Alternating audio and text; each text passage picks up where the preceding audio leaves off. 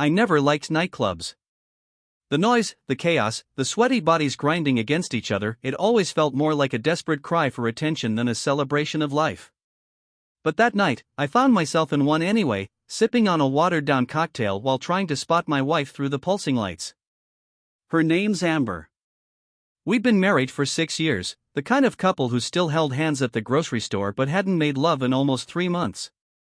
I kept telling myself it was just stress, her job, my hours, the bills. But deep down, I knew something was wrong. She'd become distant, distracted, almost like she was living in a different world. And I had no map to find her. Her best friend, Lena, had invited her out to blow off some steam. That was 2 hours ago.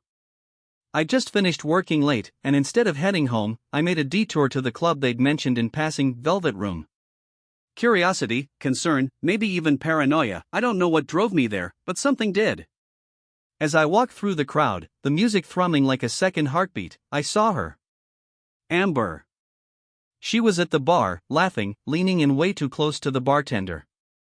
He wasn't much older than 30, broad shoulders, tattoos peeking out of his rolled-up sleeves, that kind of confident smirk you see on guys who've never been turned down. And she was eating it up. She reached out and touched his arm, giggled at something he said, and for a moment, I saw a version of her I hadn't seen in years. The carefree, vibrant Amber I fell in love with. Only now she wasn't mine. I didn't make a scene. I didn't storm over and demand an explanation. I stood in the shadows and watched as she leaned over the bar to whisper something in his ear, her fingers tracing the rim of her glass. And then, God help me, I saw him pass her a napkin with something scribbled on it. She smiled, folded it, and slipped it into her clutch. I laughed. I didn't know what to think, but I couldn't stay there watching her flirt with another man like I was invisible. Maybe it was innocent. Maybe she was just having a bit of fun. But the way she looked at him, that wasn't how a married woman looks at a stranger. That was how she used to look at me. When she got home that night, she acted like nothing happened. Kissed me on the cheek, said she was tired, and went straight to bed. I stayed up, staring at the ceiling, wondering what I just witnessed and what it meant. The next day, I found the napkin in her purse. It had a name, Dean, and a phone number. And suddenly, everything made sense. I didn't confront her right away. I wanted to believe it was nothing. I told myself I was being dramatic, overthinking, too jealous for my own good. But over the next few weeks, she started coming home later. She laughed more at her phone than at my jokes. And she wore perfume to girls' nights again, something she hadn't done in years. One night, I followed her. I know how that sounds. I'm not proud of it. But I needed to know. She didn't go to Lena's. She went to Velvet Room. And Dean was there, waiting. I watched them from across the street as they hugged like old lovers. Then, hand in hand, they disappeared into the back entrance of the club. That was the moment I knew. My marriage wasn't just unraveling, it had already come undone. The next morning, I couldn't look at her. She came home late, her makeup slightly smeared, her heels in her hand like a woman who'd danced too long. She slipped into bed beside me, smelling like sweat and liquor and a cologne that wasn't mine. I didn't ask questions. I didn't move.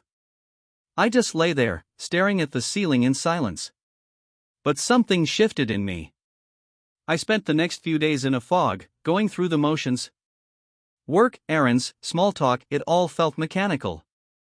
Like I was just a ghost walking around in a life that no longer belonged to me. I thought about confronting her. I imagined shouting, demanding answers, throwing her phone against the wall. But none of that would undo what had already been done.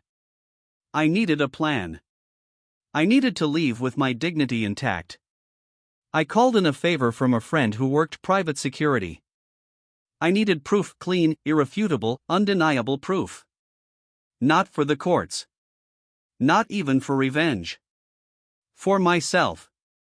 Because somewhere deep inside, I still wanted to believe I was wrong. I wasn't. The photos came 3 days later, Amber kissing Dean outside the club, her hands in his back pockets like a woman who didn't have a husband waiting at home. One shot showed them pressed against the wall in the alley, her mouth on his neck, his hand creeping up her thigh. I studied those pictures for hours. I looked at every curve, every expression, every stolen moment. And then I burned them. I didn't need to see them again. That Friday, I made dinner, her favorite, lemon herb chicken with roasted vegetables. I opened a bottle of wine we'd been saving since our anniversary. I lit candles. I set the table for two. She came in, surprised, maybe even a little nervous. "What's the occasion?" she asked. "I just wanted a quiet night," I said. We ate in silence for a while. She smiled at me like nothing had changed, like we were still us.